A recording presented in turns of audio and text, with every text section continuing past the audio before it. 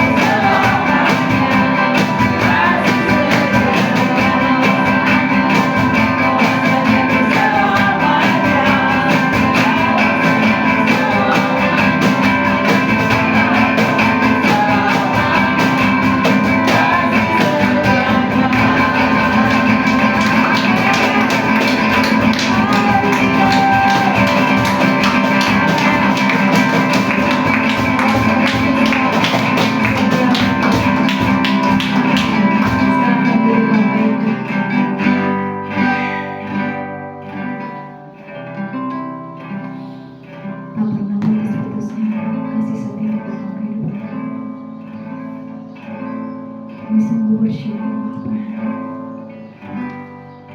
Kami sungguh bersyukur Tuhan kami punya Allah yang hidup, yang berkuasa, yang bertanggung atas kehidupan kami. Kami ingin terus mengagumi Engkau Bapa. Kami mau berkata, Kau sungguh indah dan tidak kalian yang dapat menghidupkan kami.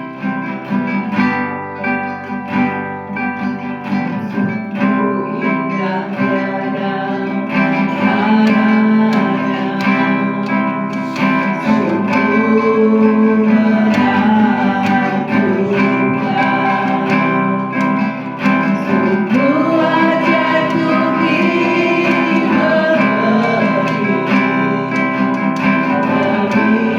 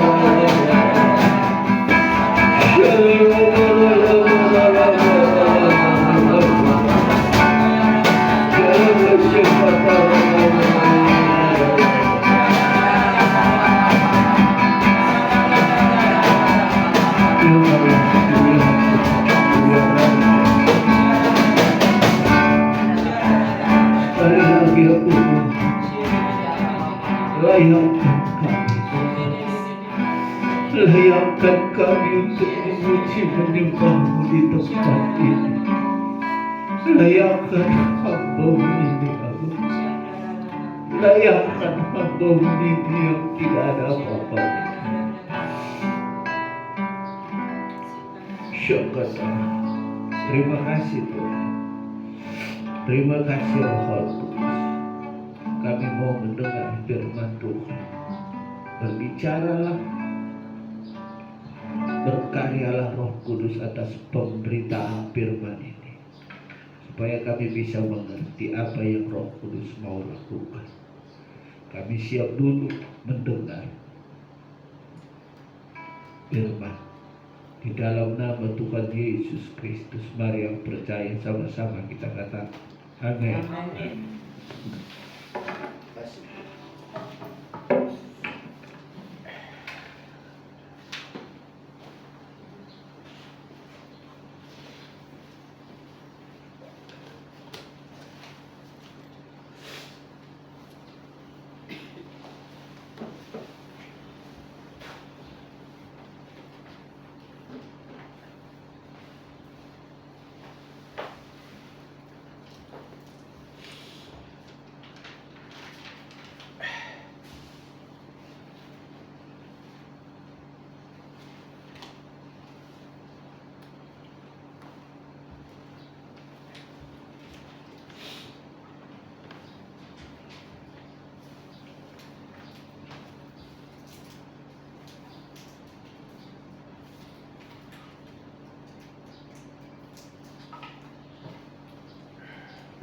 Shalom.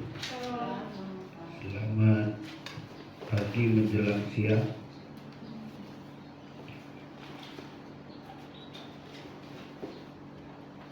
Coba kita baca di dalam Matius 26.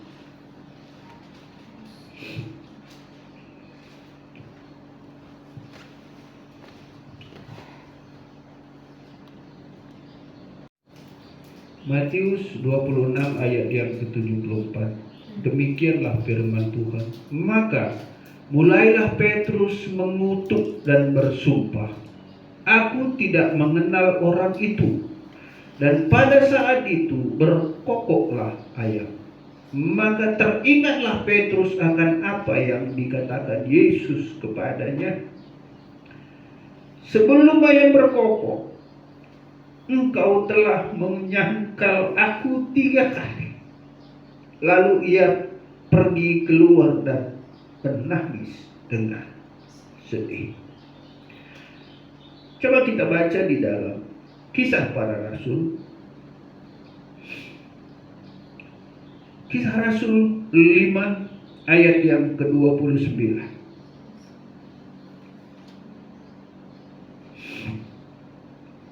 Kisah Rasul 5 ayat yang ke-29.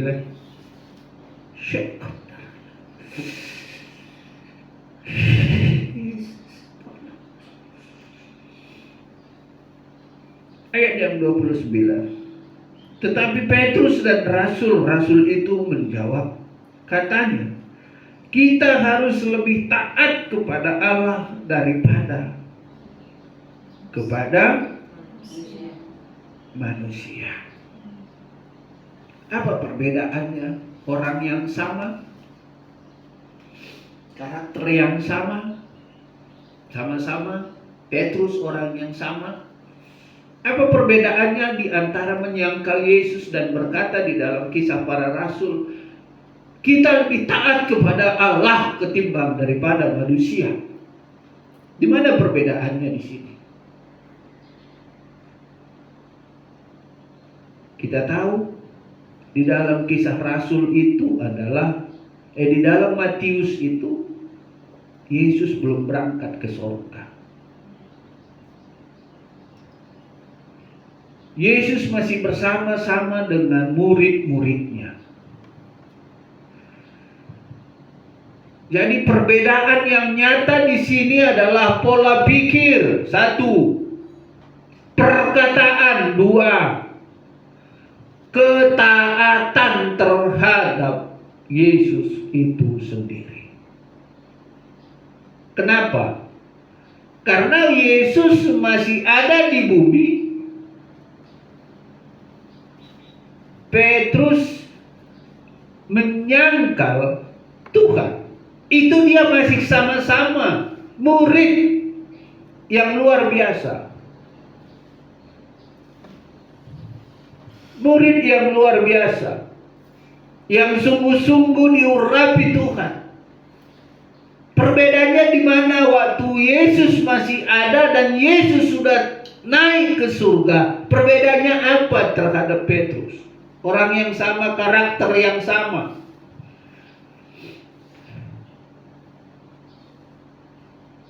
Bagaimana dia bisa berkata bahwa aku akan tetap bersama-sama Engkau Tuhan, dan aku tidak akan pernah meninggalkanmu Tuhan. Tuhan bilang, sebelum ayam berkokok, engkau sudah menyangkal aku 3 kali. Artinya apa? Yesus tahu seluruh kehidupan kita. Tidak ada yang tersembunyi di hadapan Tuhan. Itu belum terjadi. Malam ini engkau sudah menyangkal aku 3 kali, kata Tuhan. Kenapa bisa Tuhan tahu? Karena Tuhan adalah pencipta kita.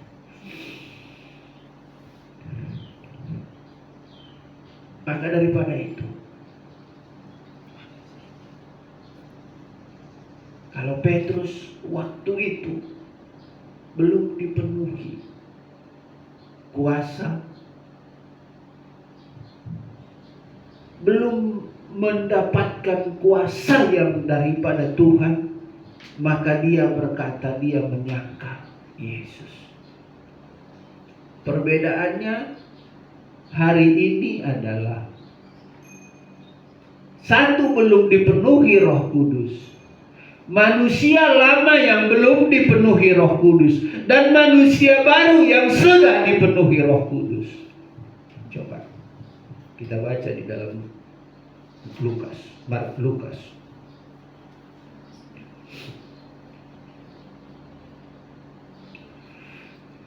Lukas 9 ayat 1. Demikianlah firman Tuhan. Maka Yesus memanggil ke-12 muridnya, lalu memberi tenaga dan kuasa kepada mereka untuk menguasai setan-setan dan untuk menyembuhkan penyakit-penyakit. Apa yang diberikan Tuhan? Kuasa apa itu? Roh Kudus. Itulah perbedaannya. Petrus yang lama dengan Petrus yang baru, perbedaannya di sini. Kenapa? Karena waktu itu Petrus yang masih lama belum Tuhan berikan kuasa, power untuk kekuatan roh. Saya bisa analisakan begini. Coba PLN, coba dimatikannya listriknya. Tidak ada daya. Sama. Kalau Tuhan belum memberikan kuasa, maka tidak ada kekuatan. Coba PLN sekali lagi, matikannya listrik, mati semua, gelap. Karena tidak ada daya di situ. Tidak ada kekuatan di situ. Tapi begitu PLN memberikan daya, maka teranglah keadaan. Teranglah lampu itu. Kenapa? Karena ada power. Power itulah yang diberikan Tuhan kepada semua umat manusia yang percaya. Kuasa itulah yang diberikan Tuhan kepada kita untuk melakukan, menyembuhkan, menginjak si iblis, mengikat si iblis. Tautannya semua adalah Roh Kudus. Itulah perbedaan Petrus yang lama dengan Petrus yang di Kisah Rasul. Kenapa? Petrus yang di Kisah Rasul adalah Petrus yang manusia baru. Power sudah ada, kekuatan sudah ada. Maka dia bisa berkata kepada sidang-sidang penatua waktu dia diadili, saya lebih takut kepada Tuhan ketimbang takut kepadamu.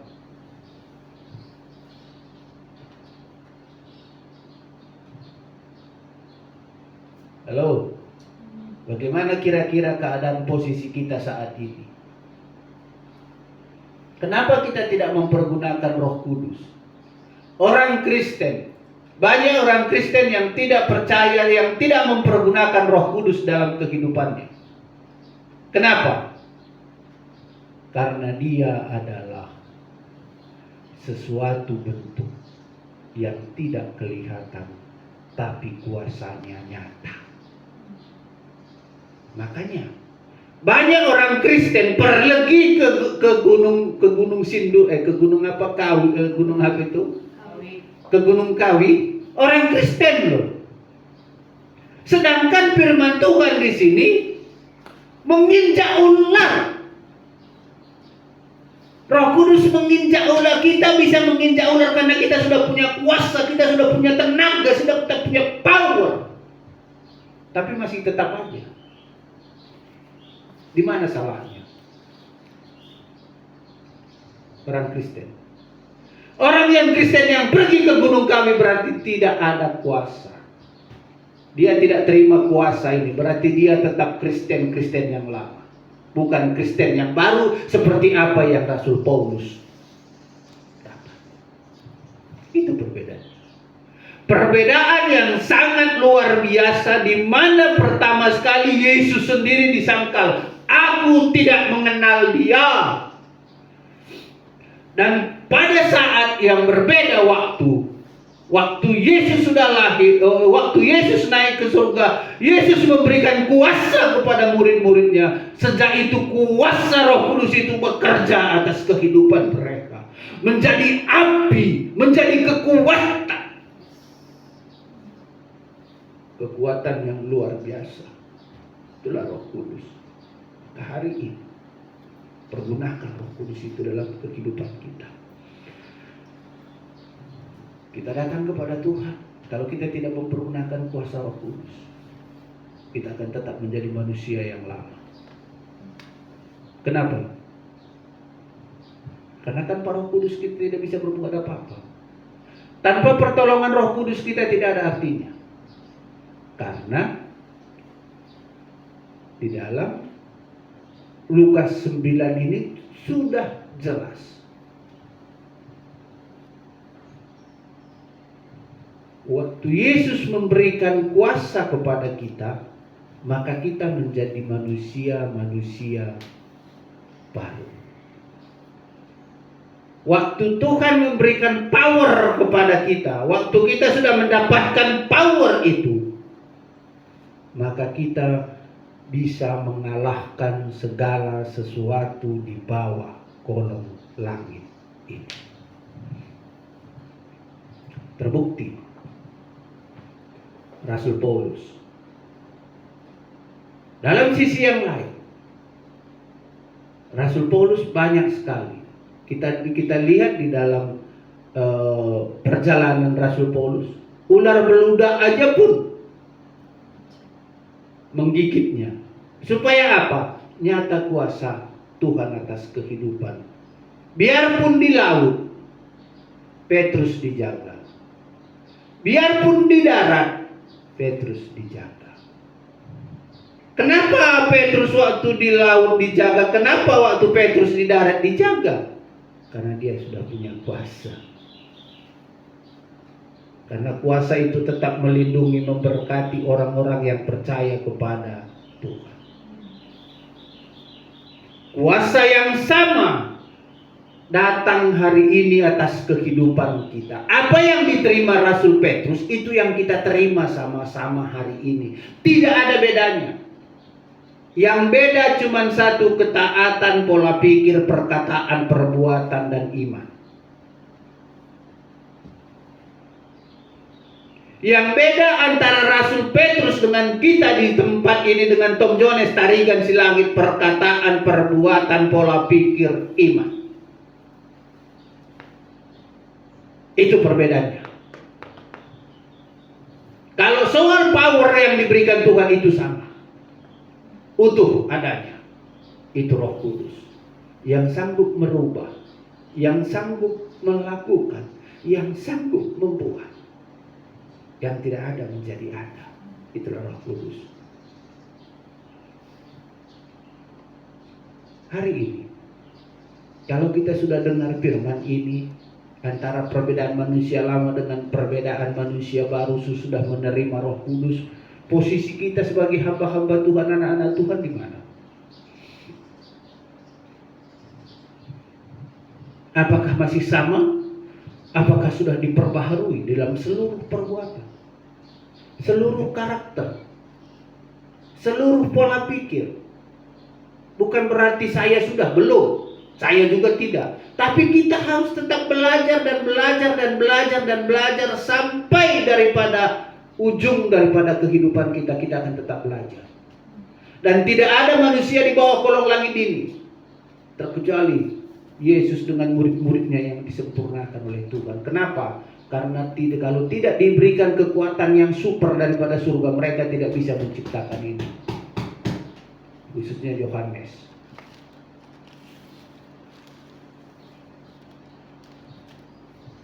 Berarti Tuhan lebih memberikan. Bagaimana Tuhan berikan lebih kuasa kepada Musa? Kalau Tuhan tidak lebih memberikan kuasa kepada Musa, maka Musa tidak akan bisa sampai membawa bangsa Israel keluar daripada tanah Mesir. Karena kenapa?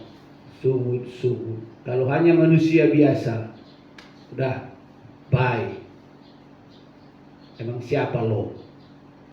Tapi karena Tuhan berikan kuasa yang lebih daripada manusia bangsa Israel, maka Musa berani membawa. Musa berhasil membawa bangsa Israel keluar daripada tanah Mesir.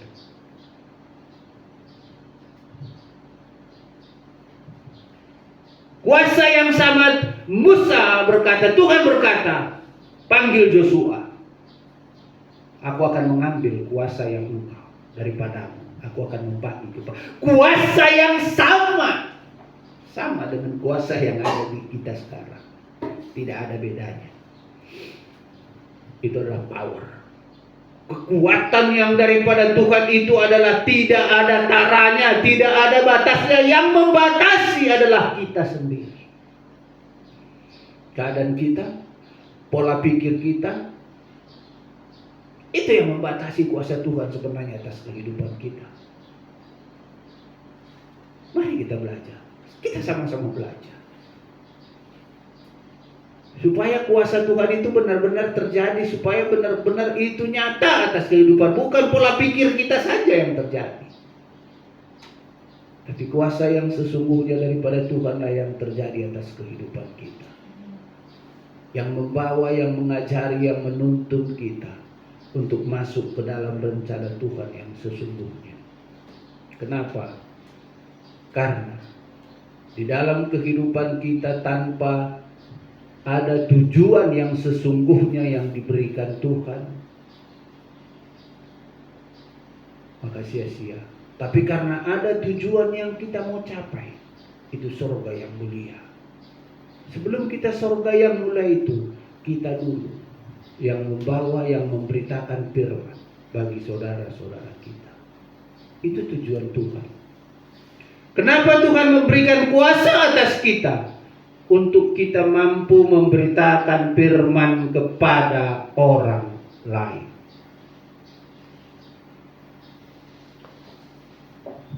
Mana buktinya Pak Tom? Buktinya sesudah diberi kuasa, Rasul Petrus, Rasul Yohanes melakukan perkara-perkara yang ajaib. Musa, Joshua, semua dipenuhi Roh Kudus. Tapi waktu dalam perjanjian lama belum dibilang Roh Kudus, tapi Roh. Aku akan mengambil rohmu, aku akan membagi rohmu kepada Joshua, kata Tuhan kepada Musa. Panggil dia. Roh. Begitu Yesus naik ke surga, maka terjadilah bahasa roh. Kita sudah pakai. Kuasanya luar biasa, hebat, dahsyat, dan banyak mujizat-mujizat yang Tuhan lakukan atas kuasa itu.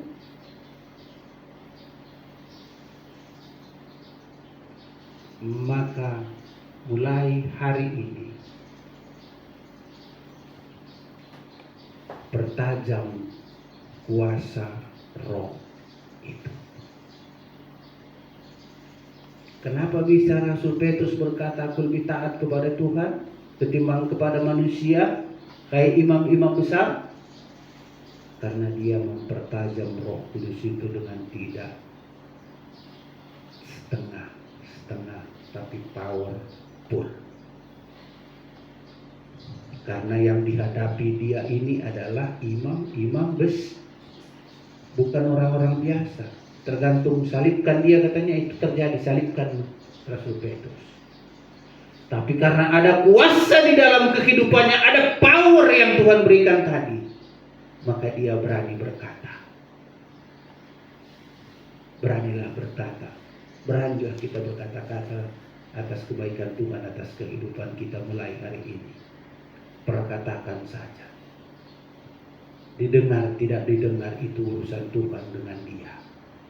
Tapi kewajiban kita sebagai anak-anak Tuhan yang Tuhan sudah berikan kuasa untuk menginjak ular, untuk mengikat kuasa-kuasa kegelapan, mengikat iblis-iblis, mengikat apapun namanya, bentuk-bentuk jin-jin apapun namanya. Kita sudah punya kuasa. Kalau kita sudah punya kuasa, di mana posisi kita? Di mana posisi anak-anak Tuhan? Kalau kuasa yang Tuhan berikan itu sudah ada dalam kehidupan kita, berarti kan kita iblis di bawah, setan di bawah, roh-roh jahat di bawah, kita di atasnya. Kenapa kadang-kadang orang-orang Kristen mau dibawa injakan si iblis lagi?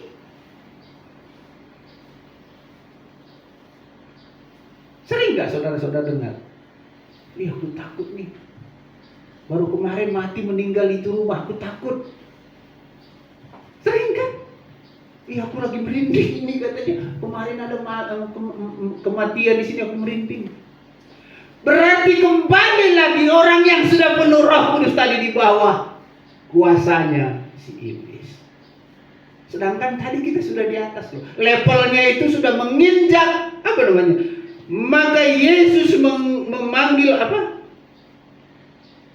Yesus memanggil ke-12 muridnya lalu memberi tenaga, power, daya kepada mereka untuk menguasai apa? Setan-setan dan menyembuhkan penyakit. Terus apa masalahnya sekarang? Masalahnya apa? Pola pikir. Udah ada Roh Kudus tapi nggak percaya Roh Kudus. Itulah dia pola pikir manusia. Berarti masih manusia lama. Mulai sekarang jangan. Mulai sekarang PD Taman Eden harus berubah pola pikir bahwa aku sudah punya kuasa atas bumi. Firman Tuhan berkata, aku sudah menguasai bumi di dalam nama Yesus karena ada Roh Kudus dalam kehidupanku. Bukan kita yang berkata-kata, tapi Tuhan yang memberikan kuasa kepada kita. Maka mulai hari ini perkatakan itu, pertegas dalam kehidupan kita, aku sudah punya kuasa. Tidak ada setan, tidak ada demit, tidak ada dukun, itu segala. Tidak ada itu. Kiriman-kiriman apapun bentuknya tidak ada itu. Dalam nama Yesus belang. Dalam nama Yesus belang. Karena kita sudah punya kuasa. Pertanyaannya, apakah kita sudah pergunakan itu kuasa?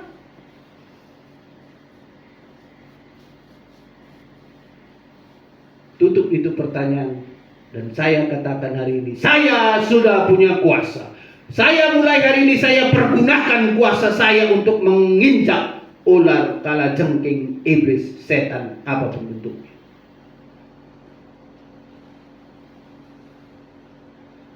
Kalau nggak begitu, bagaimana terbukti kita anak-anak Tuhan? Bagaimana orang lain bisa membedakan kita? Kalau orang lain tidak bisa membedakan kita, berarti kita sama dengan mereka. Tidak punya kuasa. Dan kita tidak punya kuasa, maka kita tidak mau, karena Tuhan sudah memberikan kuasa itu kepada kita. Tergantung kita mau pergunakan ini kuasa apa tidak. Kalau tidak, ya Tuhan gak bisa bikin apa-apa. Kalau mau, berkaryalah di dalam nama Yesus, karena Roh Kudus sudah bekerja. Tergantung bagaimana respon kita, bagaimana kita bisa menyelami apa yang Roh Kudus mau lakukan atas kehidupan kita. Perikop daripada firman Tuhan hari ini adalah perikop daripada firman Tuhan hari ini. Roh Kudus sanggup melakukan perbuatan yang ajaib. Roh Kudus sanggup melakukan perbuatan yang ajaib. Roh Kudus bukan kita, tapi kita dipenuhi Roh Kudus. Berarti siapa yang membuat Roh Kudus itu? Siapa yang membuat mukjizat itu? Roh Kudus dalam kehidupan kita. Berarti kalau kita berdoa, kita topang tangan sembuh. Siapa? Karena Roh Kudus ada dalam kehidupan kita. Hebat enggak? Tuhan berikan kuasa yang begitu luar biasa.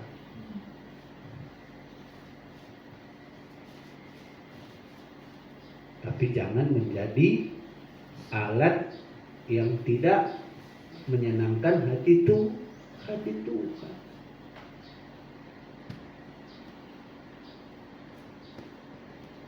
Maka hari ini coba kita review dulu di dalam kehidupan kita, apa yang dilakukan selama ini dan apa yang kita lakukan sesudah kita dipenuhi Roh Kudus. Apakah masih manusia lamakah yang dominan, atau sesudah kita menerima, sesudah kita mengerti, sesudah kita mendengar Roh Kudus itu ada bisa berbahasa roh, bagaimana? Dominankah Roh Kudus itu atas kehidupan kita? Atau dominankah manusia lama kita? Kalau dominan manusia lama kita, berarti kita tidak mempergunakan Roh Kudus. Karena Rasul Petrus bertolak belakang. Tadi dia menyangkal Yesus. Sesudah dia mendapatkan Roh Kudus, dia berkata, lebih takut kepada Allah daripada takut kepada manusia. Sama-sama manusia. Waktu itu engkau juga teman Yesus itu kan? Itu perkataan pada orang-orang yang ada di situ. Sama. Kamu juga kan, Petrus, teman dengan orang ini? Tidak. Di dalam Kisah Rasul, manusia yang sama berkata, jangan lagi sebut-sebut nama itu, kata imam-imam besar di dalam pengadilan mereka. Jangan lagi sebut nama Yesus. Petrus berkata, lebih aku takut kepada Tuhan ketimbang takut kepada manusia yang sama. Perkataan, pola pikir, iman yang berbeda. Amin. Tuhan Yesus memberkati.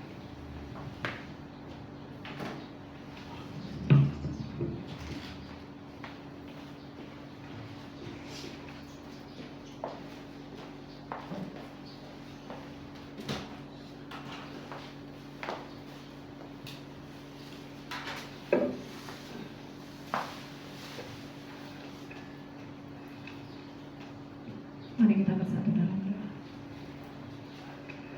Terima kasih Bapa yang baik, pagi hari ini Engkau mendengarkan firman bagi kami, untuk kami boleh memiliki iman yang kokoh Bapa. Dan biarlah Roh Kristus lebih besar daripada roh yang ada di dunia ini dalam kehidupan kami.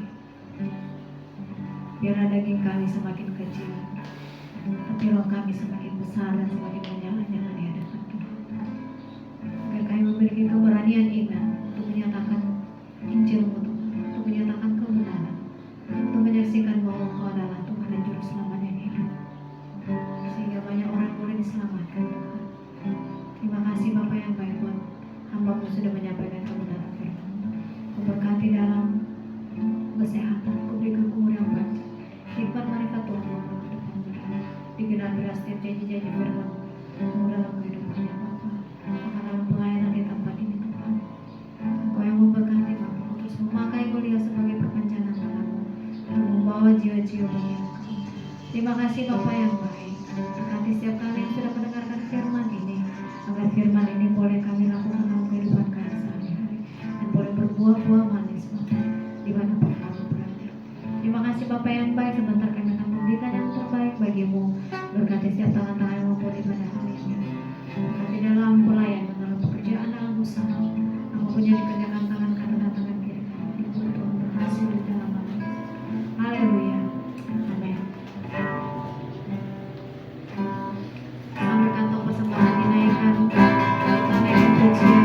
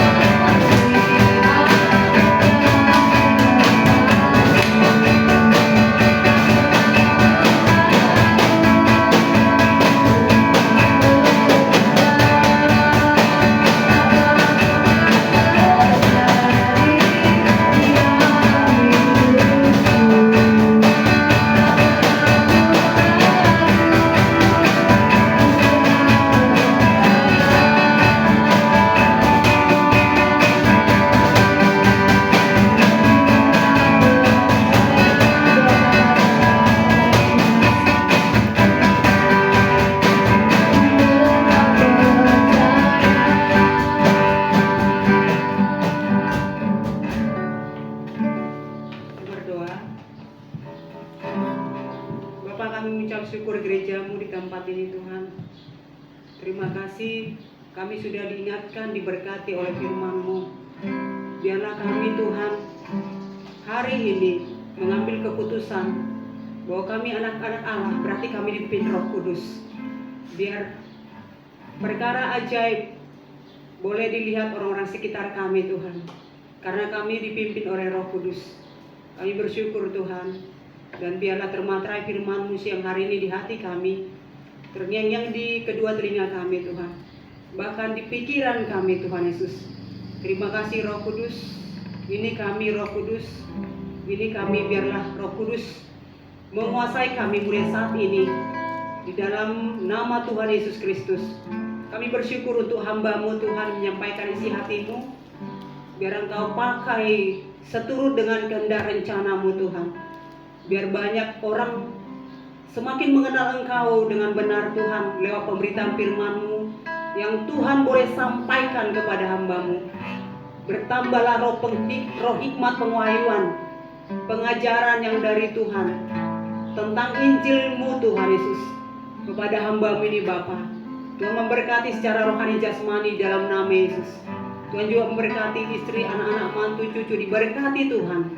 Biarlah senantiasa Tuhan keluarga ini Tuhan Yesus ada dalam perlindungan-Mu Tuhan, ada dalam berkat-berkat Tuhan di dalam nama Yesus. Terima kasih Tuhan. Kami bersyukur kami ada di bangsa Indonesia. Kami berdoa untuk bangsa Indonesia Tuhan. Biarlah kuasa Roh Kudus itu bekerja atas Indonesia. Maka hari ini bertambah jumlah orang yang bertobat, menyerahkan hidupnya kepada-Mu Tuhan, mengaku benarlah Yesus satu-satunya juru selamat di dalam hidup ini dalam nama Yesus. Biar penggenapan firman-Mu terjadi siang hari ini Tuhan atas bangsa Indonesia. Biar awan kemuliaan itu memenuhi bangsa ini Tuhan, di dalam nama Yesus. Kami berdoa Tuhan dan bersyukur kepada Tuhan. Terima kasih Tuhan. Kami bawa juga Tuhan pemerintahan yang saat ini Tuhan Yesus, yang dipimpin Pak Jokowi dan Wakil Presiden. Kami bawa juga para menterinya Tuhan, dan juga seluruh Tuhan yang memerintah di bangsa Indonesia ini dari pusat sampai daerah. Biarlah mereka selalu Tuhan karuniakan roh takut akan Engkau Tuhan Yesus, dan mereka boleh bertanggung jawab segala tugas yang dipercayakan bagi mereka, dan mereka lakukan itu Tuhan dengan sejujur-jujurnya di dalam nama Yesus. Terima kasih Tuhan Yesus. Kami bersyukur juga Tuhan, dan berdoa kami untuk kota kami di mana kami tinggal. Kami berdoa untuk kota Depok Tuhan. Biarlah lawatan Roh Kudus terjadi hari ini untuk kota Depok sekitarnya dalam nama Yesus. Biar setiap lutut bertelut, setiap lidah mengaku di kota Depok ini Tuhan, bahwa kalau juru selamat satu-satunya yang mereka percayai Tuhan, yang mereka akui. Terlebih kami bawa siang hari ini dengan doa kami, orang Kedar Nebayot bertobat di dalam nama Yesus. Terima kasih Roh Kudus, Engkau bekerja saat ini Roh Kudus untuk kota Depok. Kami bersyukur kepada Tuhan dan berdoa. Juga kami bawa Tuhan bangsa Israel, umat pilihan-Mu Tuhan Yesus. Damai sejahtera itu ada atas bangsa Israel. Kami berdoa kehendak rencana Tuhan terjadi atas bangsa ini, umat pilihan ini Tuhan. Bukan hanya sebagian Tuhan, tapi kami berdoa kalau Tuhan berkehendak, biarlah mereka menerima keselamatan, anugerah keselamatan yang daripada-Mu Tuhan Yesus.